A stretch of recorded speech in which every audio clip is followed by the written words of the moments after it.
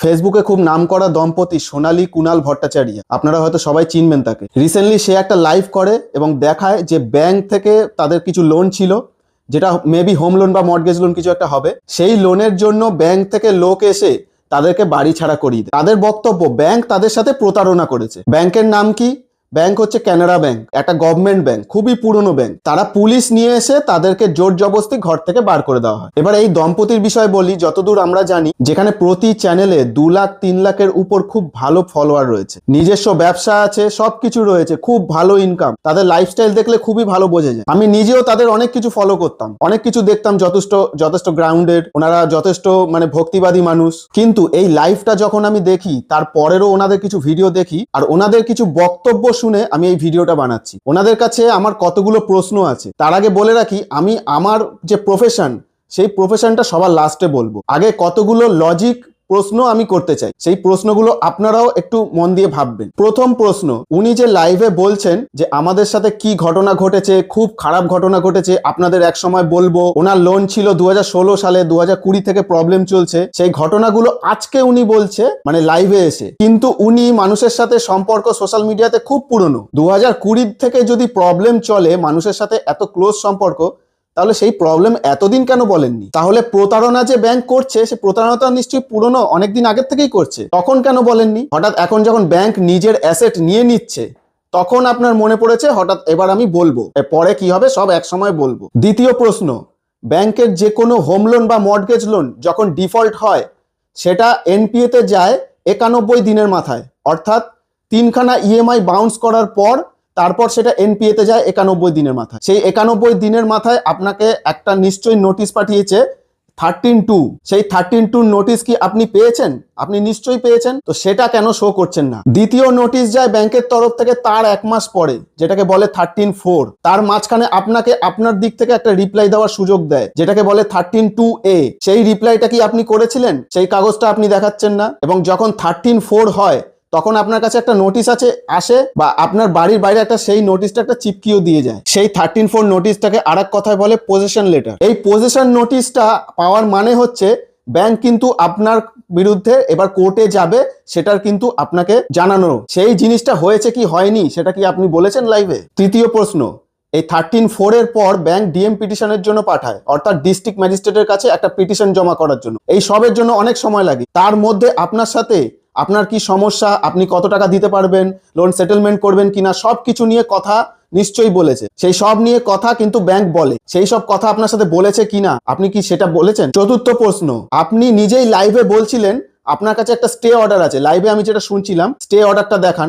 অর্থাৎ stay order আপনি নেওয়ার জন্য কোর্টে গেছিলেন। আপনি নিশ্চয়ই ব্যাংকের সাথে লড়াই করেছেন, স্টে অর্ডার আগেও পেয়েছেন, তো সেই স্টে অর্ডারটা ভ্যালিড কিনা সেটা কি আপনি লাইভে বলেছেন? পঞ্চম প্রশ্ন, ব্যাংকের সেটেলমেন্টে ব্যাংক পুরোপুরি ইন্টারেস্ট ছাড় দিয়ে দেয়। এমনকি যদি বড়োয়ারের সাথে অনেক দ্বন্দ্ব চলতে থাকে, যত দিন যায় ব্যাংক কিন্তু তাদের নিজের পাওনা টাকার পরিমাণটাও কমাতে থাকে, অর্থাৎ আপনাকে অফার করতে থাকে। সেই অফার কি আপনাকে করেছে? আপনার সাথে কোনো লিখিত কথা হয়েছে বা ওয়ান টাইম পেমেন্ট দিয়ে সেটেলমেন্ট করে কতদিন বাদে আপনি দেবেন, সেই সব কথা হয়েছে? সেসব হয়েছে কিনা আপনি লাইভে কেন বলছেন না? ষষ্ঠ প্রশ্ন, ব্যাংক নিজে কখনো কাউকে বাড়ির থেকে বার করে দিতে পারে না, যতক্ষণ না সেটা ডিএম পারমিশনে যায়। আর ডিএম পারমিশন সবকিছু খতিয়ে দেখে করে, যে বড়োয়ারের দিক থেকে কোনো সুবিধা দেওয়া হয়েছে কিনা, এমনকি এভরিথিং সবকিছু দেখে তবে ডিএম পারমিশন দেয়। ডিএম পারমিশন পেতে পেতে অনেক ব্যাংকের কালঘাম ছুটে যায়, 2.5 বছর 3 বছর লেগে যায়। তার মাঝখানে রিকভারি এজেন্ট কিন্তু বড়োয়ারের সাথে সবসময় কন্ট্যাক্ট রাখে। সেই সব কিছু আপনি কি বলেছেন? সপ্তম প্রশ্ন, ডিএম পারমিশনের পরেই কিন্তু পুলিশ আসতে পারে না। ডিএম পারমিশন নিয়ে ব্যাংক পুলিশের কাছে, অর্থাৎ সুপারিনটেন্ডেন্ট অফ পুলিশ এসপি, সেই এসপির কাছে সেটা জমা পড়ে। এসপি নিজের সময় মতন তার ফোর্স কবে অ্যাভেলেবেল আছে সেই অনুযায়ী অর্ডার দেয় পুলিশকে আপনাদের সাথে পাঠানোর জন্য। তার মাঝেও একটা গ্যাপ থাকে, সব মিলিয়ে কিন্তু অনেক টাইম পাওয়া থাকে। তার মধ্যেও কিন্তু ব্যাংক বড়োয়ারের সাথে কিন্তু কন্ট্যাক্ট রাখে। আপনার সাথে কি সেই সব হয়েছিল? সত্যি বলতে এই সব কিছুই আপনি জানেন, তাই জন্যই লাইভে আপনি বারবার বলছিলেন ডিএম পারমিশন আমি দেখব, ডিএম পারমিশন ছাড়া আমরা বেরোবো না, লাইভে বলছিলেন। ঠিক তার পরের ভিডিওতেই আপনি বললেন আপনাদের বের করে দেওয়া হয়েছে, আপনারা বেরিয়ে গেছেন। তাহলে ডিএম পারমিশন লাইভে নিশ্চয়ই দেখাননি যে আপনি দেখেছেন। ডিএম পারমিশনে সাইনও করতে হয় বড়োয়ারকে, আপনারা নিশ্চয়ই সাইন করেছেন, দেখে তবেই বেরিয়েছেন। এখন আপনারা বলবেন ওই একই ডায়লগ, কিছু না জেনেই অনেকে কমেন্ট করছে আপনারা টাকা দেননি। মানে আপনাদের লাইভে যারা যারা সত্যি কথা বলেছে, সত্যি জানতে চেয়েছে, তারা দোষী। ভগবান আপনার সাথে আছে, ভগবান তাদেরও দেখবে। সত্যি বলতে কি, এইসব বড়োয়াররা, প্রতি বড়োয়াররা যখন ব্যাংক টানতে যায় এই কথাই বলে, সেম কথা বলে। আর যারা বুঝতে পারছে না ব্যাপারটা কি, যারা হয়তো এই নিয়মগুলো জানে না যে অ্যাকচুয়ালি ব্যাংক কতটা সুবিধা দেওয়ার পর সেই সব টানে, ব্যাংকের কাছে সেটার পুরো লিস্ট আছে, কাগজগত প্রমাণ আছে। কিন্তু আপনি এখনো পর্যন্ত শুধু মুখেই বলে যাচ্ছেন যে এই হয়েছে সেই হয়েছে, কিন্তু ব্যাংকে গেলে দেখা যাবে কিন্তু ব্যাংক পুরো কাগজগত হিসাব আপনাকে মানে মানুষকে দেখিয়ে দেবে। কিন্তু সেই মানুষগুলোই কমেন্ট করছে যারা এই জিনিসটা ধরতে পারছে না, বুঝছে না। আপনার ফলোয়ার অনেক বড়, আপনি অনেক নাম করেছেন, আমার তাতে কোনো অসুবিধা নেই, কারোরই কোনো অসুবিধা নেই। কিন্তু এই যে ভুল তথ্য মানুষের মধ্যে ছড়াচ্ছেন, মানুষের সিম্প্যাথি ভুল তথ্য থেকে গেইন করছেন, সেটা ঠিক নয়। ভগবান অবশ্যই আছে, ভগবানের অনেক পাঠ পড়লে অনেক কিছু জানা যায়। গীতার পাঠ ভালো করে বুঝলে এই সব সম্বন্ধে, কার্মার কথা আপনি বলছিলেন না, কার্মার অ্যাকচুয়াল কিভাবে পাওয়া যায় সেটা গীতাতে লেখা আছে। টাকা যদি আমরা নিই তাহলে টাকা তাকে ফেরত দিতে হবেই, সেটা ব্যাংক থেকে হোক আর যেখান থেকেই হোক। সেটার জন্য ব্যাংক প্রতারণা করেছে। অত বড় একটা ব্যাংক যার এত কাস্টমার, এত বড় কাস্টমার রয়েছে, তার খেয়ে দিয়ে কাজ নেই, আপনার সাথে প্রতারণা করতে আসবে একটা গভর্নমেন্ট ব্যাংক। তো এইসব ভুল তথ্য মানুষকে ছড়াবেন না। আপনার কাছে যদি সঠিক তথ্য থাকে যে ব্যাংক সত্যি কিছু করেছে, সেটা কাগজগত প্রমাণ দিন। কারণ ব্যাংকের কাছে কিন্তু আপনার যে টাকা পায় সে তার কিন্তু কাগজগত প্রমাণ আছে, অবশ্যই আছে। এবার আমি বলি, আমি এইসব কথাগুলো কি বেসিসে বলছি।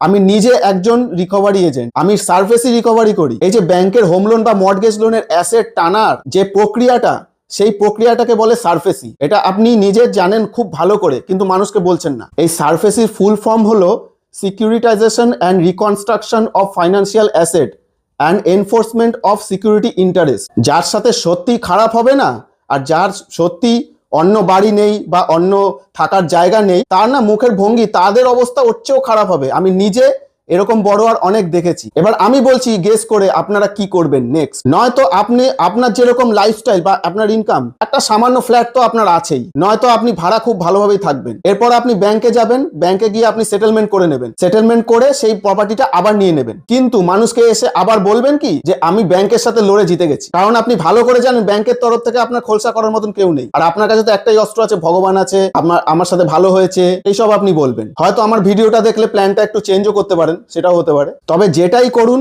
সমাজে মানুষের মধ্যে ভুল তথ্য ছড়িয়ে কখনো বড় হওয়া যায় না। অনেক বড় ব্যক্তিও কিন্তু তার জন্য নিচে নেমে যায়। সির্ফ এক বান্দা কাফি হ্যায়, এই বইটাতে মনোজ বাজপেয়ী একটা খুব ভালো গল্প বলেছিল। রাবণ যখন মহাদেবকে জিজ্ঞেস করে যে আমার এই দুর্দশা হলো কেন, তখন মহাদেব বলেছিল পৃথিবীতে 3 ধরনের পাপ আছে। একটা পাপ হলো সে না জেনে করেছে, সেটা অজ্ঞাত অবস্থায়, সেই ধরনের পাপ। আর একটা পাপ হচ্ছে সে জানে সে কি করছে, সে জেনে শুনে সেই পাপটা করছে। আর তৃতীয় ধরনের পাপ হচ্ছে সমাজকে নষ্ট করার পাপ। কারণ রাবণ সাধু সেজে সীতাকে হরণ করেছিল, তাতে সাধু সমাজের প্রতি মানুষের প্রতিক্রিয়া পাল্টে গেছিল। এবার আপনি বুঝে নিন, অনেক মানুষ আপনার সাথে আছে এই অবস্থাতেও, আপনি রাস্তায় আছেন। বাকি যারা কোশ্চেন করেছে তারা খারাপ, তাদের জন্য ভগবান আছে, তাদেরকে ভগবান দেখবে, ভগবান শুধু আপনার সাথেই আছে। এইসব না করে সাদা সিধা মানুষকে সঠিক তথ্য দিয়ে সাহায্য করুন। তাতে যেভাবে আপনার নাম হবে সেটা এর থেকে অনেক বেশি হবে।